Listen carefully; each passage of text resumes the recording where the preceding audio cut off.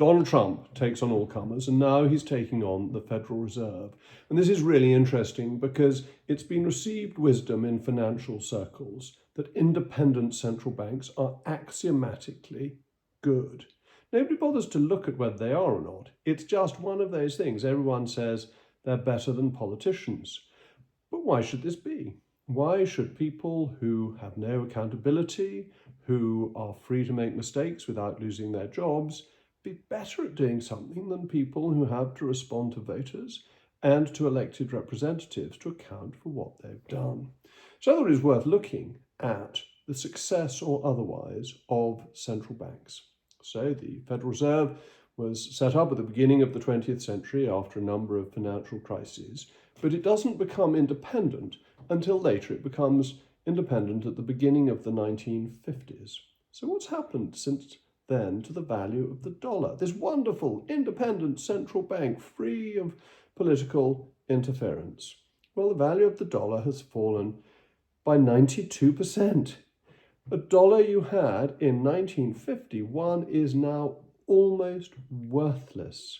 If you just kept it, if you didn't put it in a bank, if you took a dollar bill, it now buys what 8 cents bought for you in the beginning of the 1950s. How long is that? It's just over 70 years. In 70 years, the Federal Reserve has destroyed the value of the dollar, but it gets no blame. Now, in that period, the central bank has supposedly been there to avoid financial crises. So what's happened? Well, let me just go through the ones I can remember. What's the point in looking through the history books when you know what's happened? 1987, a stock market collapse, absolute collapse, a fall akin to that in 1929, panic and disarray. Then you have in 2000, the collapse of the dot-com stocks, the Nasdaq, collapses and takes years to get back to the value it previously had. And then, of course, the collapse in 2008, when a lot of loans were made by banks under pressure from the independent Federal Reserve, which thought it was a good idea to have self-certified loans of people who said what their income was. They made it up. And lo and behold, the people who made up their income then couldn't pay their loans back, and the Federal Reserve stood by as other banks issued bonds that claimed to have turned junk value mortgages into AAA-backed bonds. It was clearly nonsense. Anyone who thought about it for a moment would know that a pile of rubbish cannot be made a pile of gold. This is not Rumpelstiltskin stuff, but the Federal Reserve presided over it. It hasn't avoided inflation. It hasn't avoided financial crises. It's had a couple of good central bankers. So who did it well? Paul Volcker did it very well. He dealt with the inflation that had come about in the 1970s. He was the chairman of the Federal Reserve under Ronald Reagan and did an extraordinarily good job, to be fair to him, but dealing with an inflation that was the creation of the independent central bank that had done nothing in the 1970s to stop it. I happen to think Ben Bernanke was a good central banker because he understood in 2008 what the problem was. The problem was one of credit, not a normal recession that you get because of changes in economic activity. It was to do with banking and credit, not to do with the normal supply and demand, a normal industrial cycle recession. And he understood that, and he understood the mistakes that had been made in the late 20s and early 30s and avoided those. So in the period of independence, you've had two good central bankers who have been quite wise, but the overall picture is one of failure. And that's not just true in the United States, it's true in other countries as well.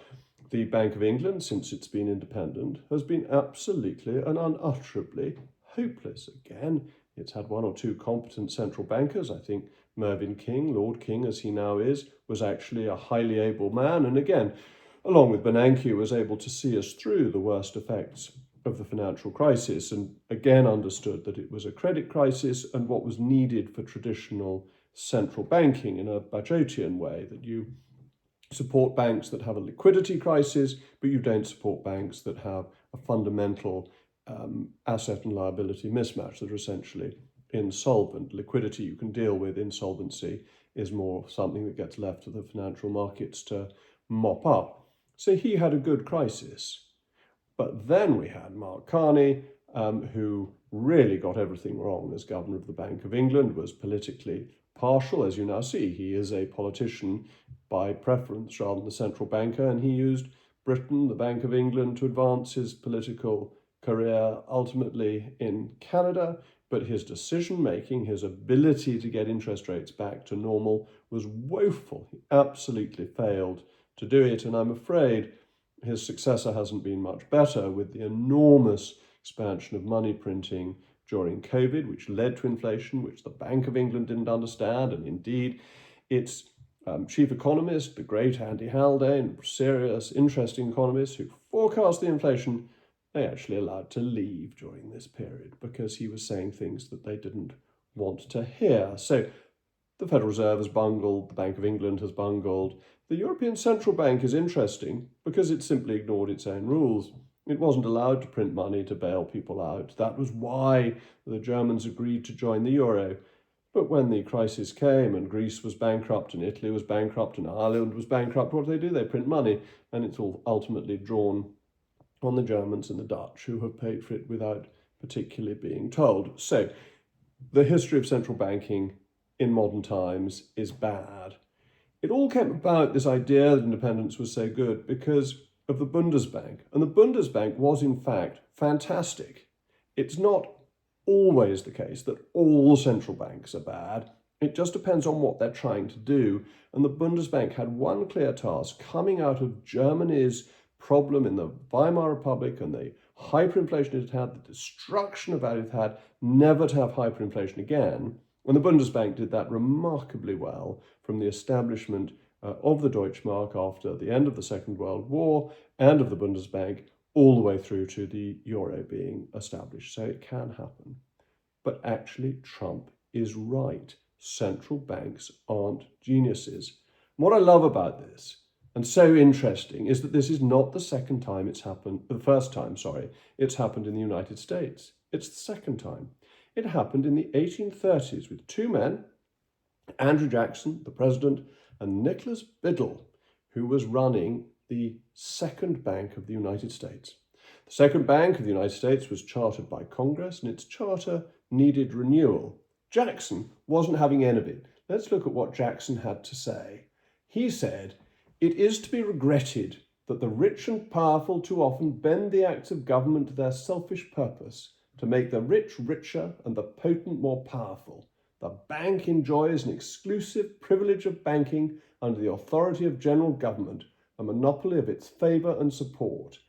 I have been elected by the people. If the people only understood the rank corruption of this institution, there would be no hesitation in my course." This was as he vetoed the continuation of the Second Bank of the United States. What did Nicholas Biddle say? Well, Nicholas Biddle was full of contempt for Jackson in the same way as the cognoscenti have contempt for Trump. And he said, this is really splendid, if deeply politically incorrect. So Biddle says, this worthy president thinks that because he has scalped Indians and imprisoned judges, he is to have his way with the bank. He is mistaken. He wasn't, as it happens.